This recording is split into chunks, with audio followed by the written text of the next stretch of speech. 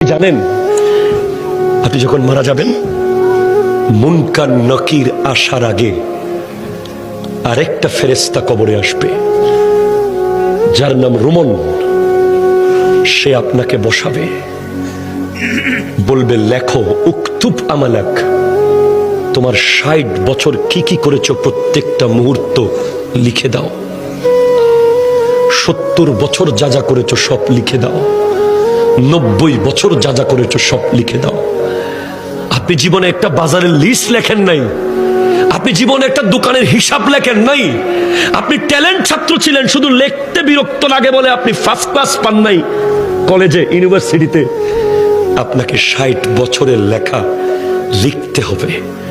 প্রশ্ন করবেন, এই ফেরেশতা কালি কোথায় পাবো এত? বলবে মুখের থুতুকে কালি বানাও। কলম কোথায় পাবো? হাতের আঙ্গুলকে কলম বানাও। কাগজ কোথায় পাবো? গায়ের কাফনকে কাগজ বানাও। লিখে দিতে হবে। নামাজ পড়েছেন, কলম চলবে দ্রুত। রোজা রেখেছেন, কলম স্পিডে চলবে। দান করেছেন, কলম স্পিডে চলবে। মা বাবার খিদমত করেছেন, কলম দ্রুত চলবে। সুদ খেয়েছেন, কলম চলবে না। ঘুষ খেয়েছেন, কলম চলবে না। জুলুম করেছেন, কলম চলবে না।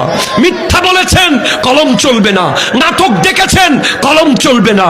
বাটপারি করেছেন, কলম চলবে না। নামাজ পড়েন নাই, কলম চলবে না।